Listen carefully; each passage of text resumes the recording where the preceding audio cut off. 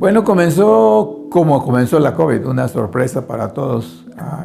Pensamos que era algo pasajero, tanto que las recomendaciones iniciales eran tener víveres para 3 semanas, porque va a haber un cierre de 3 semanas y luego ya volvemos a la normalidad. Pero no fue nada como eso. Entonces, en ese sentido, PCI comenzó a buscar mecanismos para encontrar cuál era nuestro rol dentro de esta situación en Guatemala y cómo podríamos apoyar.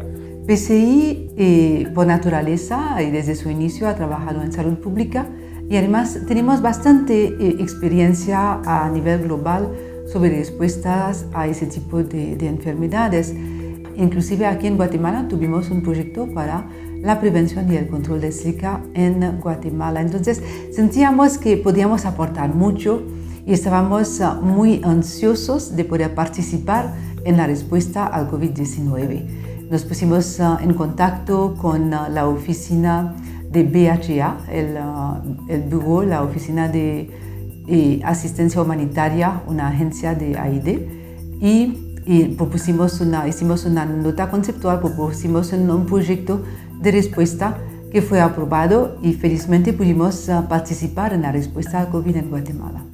Bueno, el proyecto comenzó a partir de julio del 2020. En ese periodo de tiempo pues se iniciaron a hacer las gestiones para echarlo a andar. Finalmente el equipo terminó de integrarse en agosto.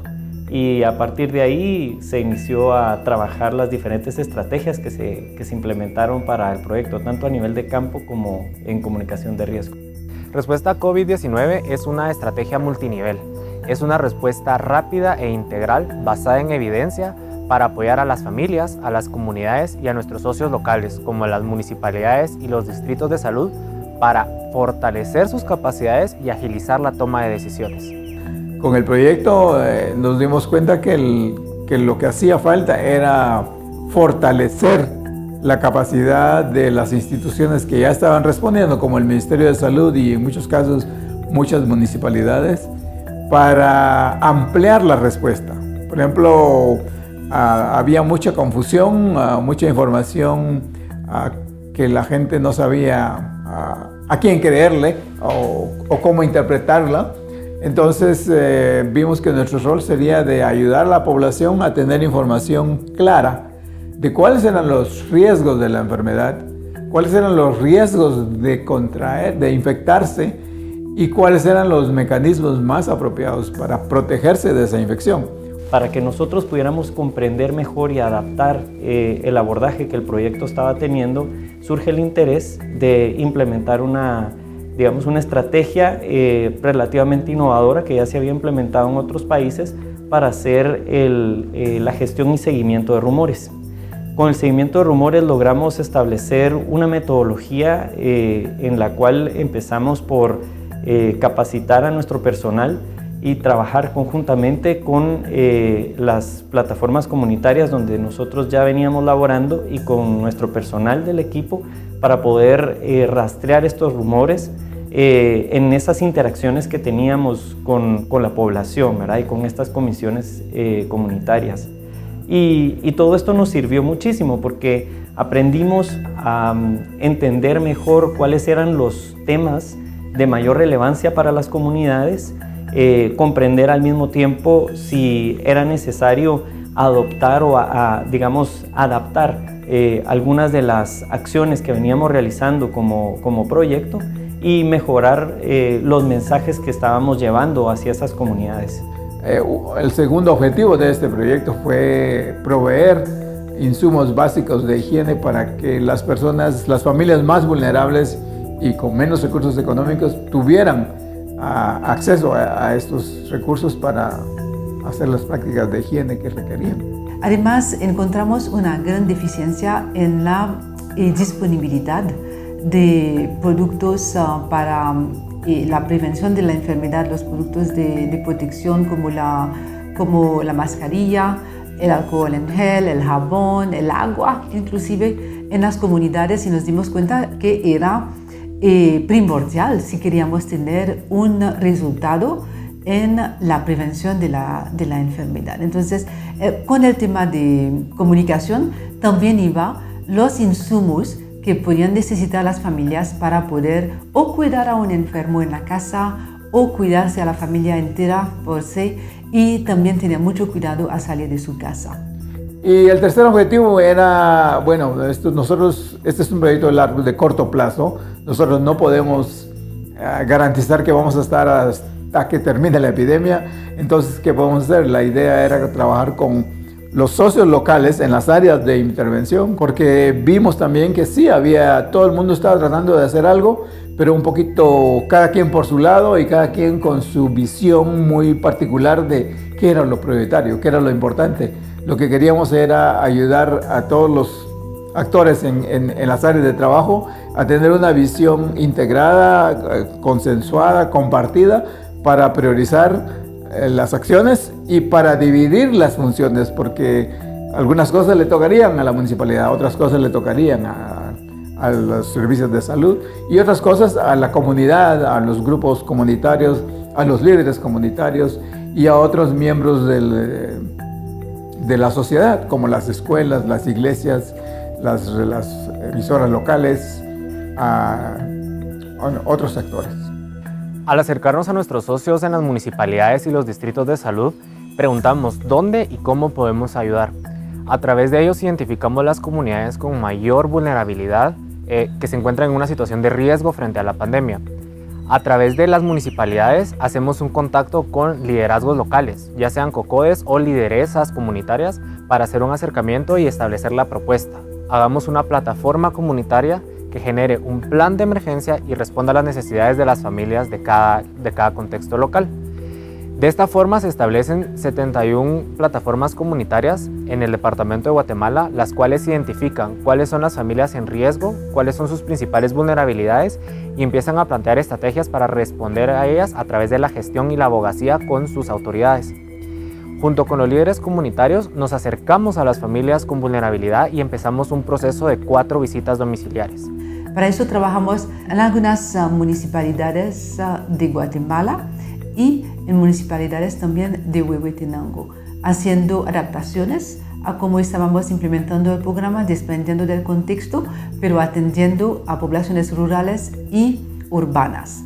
Como es de todo sabido, hemos estado interviniendo con el proyecto en 6 municipios, misma situación que ha promovido el fortalecimiento en las relaciones directamente del proyecto que implementamos con los municipios, básicamente con los distritos de salud y también, por qué no decirlo, con la Dirección de Área de Salud también, que ha sido el enlace directo a través del cual también hemos logrado también la incursión, ¿verdad?, en cada una de las comunidades que estamos interviniendo con apoyo siempre del personal ministerial.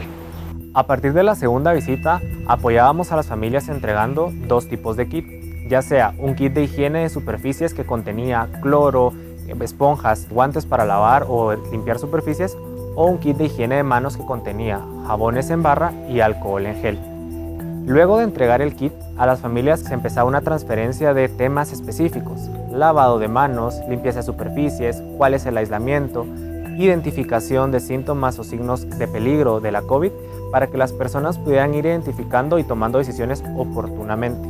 Esto a través de 3 sesiones complementarias donde reforzábamos principalmente el lavado de manos. Con el trabajo que ya veníamos haciendo con la Universidad Rafael Landívar, se estableció un tablero que tiene datos a nivel municipal que son de utilidad para la toma de decisiones a nivel local, y que en el proceso de apoyo que estuvimos realizando se les formó para que quedaran personas en las diferentes municipalidades que pudieran generar y hacer estos análisis para poderlos presentar a través de boletines que ayuden a la toma de decisiones a nivel interno. Este es, digamos, un enfoque que requiere de tiempo y trabajo, pero que ha ayudado mucho a las municipalidades a identificar cuál es la dimensión del problema en sus localidades y entender de que los datos son importantes, que tenemos que mejorar y aumentar la cantidad de pruebas que tenemos al momento en muchos de los municipios en donde trabajamos, pero que también hay otras fuentes de información, como puede ser la captura y gestión de rumores, que también nos fue muy útil, o el desarrollo de algún otro tipo de encuestas que nos permita saber cuál es digamos, la percepción de la población en términos de la COVID-19. Uno de los socios con los cuales trabajamos muy de cerca es la Universidad Rafael Landívar en su Instituto de Ciencia y Tecnología, donde trabajamos con ellos unos tableros que no solamente nos sirvieron al programa para tener información al día, pero también era la información que compartía el Ministerio de Salud, que teníamos a la mano, que pudimos tener a nivel de cada municipalidad. Eso fue clave para que los territorios entendieran muy bien su situación, entendieron si habían más casos, si estaban disminuyendo los casos, dónde estaban los casos. Y eso fue crucial para tener una respuesta apropiada y oportuna a los casos que se estaban dando en los territorios donde estábamos trabajando. Y eso nos dio muy buenos resultados. En el campo teníamos dos tipos de facilitadores comunitarios, el facilitador de salud y el facilitador de comunicación. Aunque parecieran equipos separados, era un trabajo sinérgico que iba haciendo dos trabajos paralelos para fortalecer la respuesta comunitaria. El facilitador de comunicación se encargaba de desarrollar 10 sesiones de aprendizaje, de desarrollo de un plan de emergencia con las plataformas comunitarias. Al mismo tiempo, el facilitador de salud llegaba a cada familia vulnerable y empezaba a hacer las charlas o las 4 visitas establecidas para fortalecer las capacidades individuales de cada caso específico. En conjunto, tanto las plataformas como las familias capacitadas iban ampliando la red fortalecida de respuesta frente a COVID. Gracias al trabajo de los 35 facilitadores en campo en los 7 municipios del departamento de Guatemala, logramos inscribir a más de 6.300 familias. De estas, aproximadamente 5.900 se vieron beneficiadas de la entrega de un kit de higiene de manos o de limpieza de superficies. A nivel comunitario, logramos establecer 61 plataformas, cada una con un plan de emergencia que ahora forma parte de la red de respuesta de nivel municipal.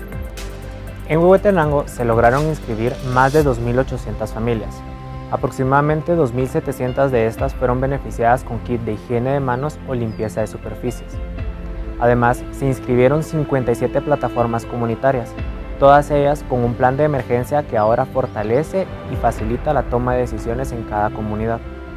Se logró acompañar a los 6 municipios de Huehuetenango en sus municipalidades con el abordaje de los boletines informativos y de datos epidemiológicos para agilizar la toma de decisiones. Al tema de la campaña de comunicación de riesgo, pues se tuvo a bien lo que fue la implementación de diferentes actividades de la campaña, entre ellos mensajes de texto de forma masiva a las personas o a las áreas que estamos cubriendo con el proyecto, el tema de mantas vinílicas, la colocación de afiches, entrega también de volantes, anuncios a través de radio, la creación también de videos también, son aspectos de mucho interés para el proyecto. Y voy al punto de la importancia que ha tenido esta campaña de comunicación de riesgo para realmente tener un efecto positivo en las familias a nivel general dentro de una comunidad que es o que ha sido objeto de intervención del proyecto.